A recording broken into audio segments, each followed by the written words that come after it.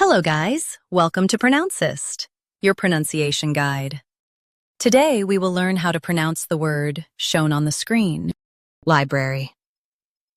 First, let's hear its American pronunciation. Library. Library. Now, read the syllables of U.S. pronunciation shown on the screen naturally. Library. Library.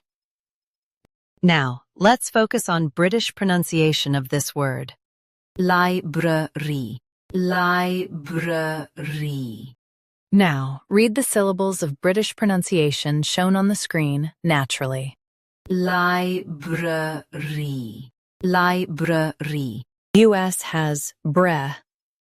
UK has bruh. Watch that middle sound.